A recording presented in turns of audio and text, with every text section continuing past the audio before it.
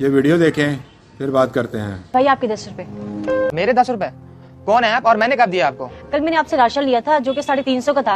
मैंने आपको 500 का नोट दिया, आपने मुझे 150 की बजाय 160 वापस किया। तो बस वही बाकी के 10 रुपए देने आई थी। अच्छा, पर मुझे तो पता ही नहीं चला। ना हक किसी का 1 रुपया रखना भी गुनाह है। आपको इन 10 रुपए से कोई फर्क ना पड़े, लेकिन मेरे जमीन ने मुझे सोने नहीं दिया, इसीलिए मैं इंतजार में थी कि जैसे सुबह हो और आपको आपके पैसे वापस करूँ। मेरा घर कच्ची बस्ती में है, कल इधर से गुजर हुआ तो आपसे सामान ले लिया। बड़ी अजीब बात है, इतनी दूर से सिर्फ 10 रुपए वापस करने आई हैं। माजरत के साथ आपके हुलिये से लग नहीं रहा कि आप ज्यादा पढ़ी लिखी हैं, फिर भी इतनी समझबूझ, वो भी आज के जमाने में जहाँ कोई सोचता ही नहीं है। मुझे हजम नहीं हो रही है बात। मैं अनपढ़ और बेवा औरत हूँ, लोगों के घरों में काम करती हूँ।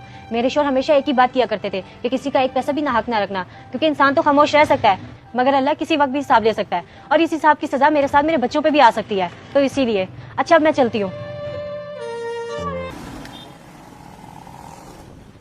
अरे वसीम भाई, आज सुबह सुबह कैसे आपसे मुलाकात का शर्फ नसीब हो गया हमें। प्लीज बैठिए। बैठो। बस फहीम भाई, आपकी दुकान पे जा रहा था, फिर सोचा घर ही मुलाकात कर लेते हैं। हाँ, आज जरा देर होगी, बस दुकान खोलने जा रहा था। खैरियत थी, कोई काम था?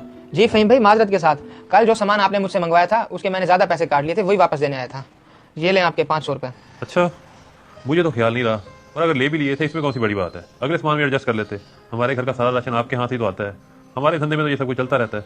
फहीम भाई, आप बजा फरमा रहे हैं, पर अगर आज मैं मर जाता तो क्या होता? क्योंकि ना ये मैंने खाते में लिखा था और ना आपको इस बात का पता था, इसलिए अभी देने आ रहा था। क्योंकि इंसान नहीं जानता कि उसका आखिरी वक्त कब आ जाए, पर अल्लाह के पास पूरा हिसाब होता है, और वो कब हिसाब ले ले किसी को कुछ खबर नहीं होती। मैं नहीं चाहता ना हक पैसे रखने की वजह से मैं या मेरी औलाद किसी तरह की पकड़ में आए। आप ये रख लें।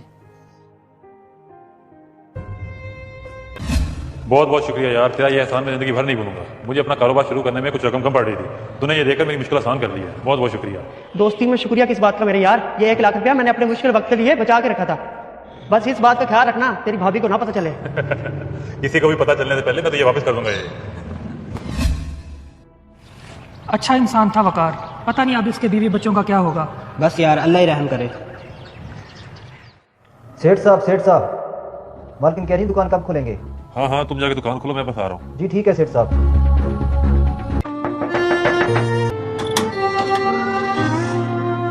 जी भाई, क्या बात करनी है आपने? ये आपकी अमानत है मेरे पास, आप ये रख लें। ये इतने पैसे किसके हैं? अभी ये आपके हैं। आज से 3 साल पहले वकार ने कर्ज के तौर पर मुझे 1 लाख रुपया दिया था, और इसका इल्म सिर्फ उसे और मुझे था। और उसके मरने के बाद मैं लालच में आ गया था कि अब तो कोई गवाह नहीं, तो मैं खुद ही रख लेता हूँ।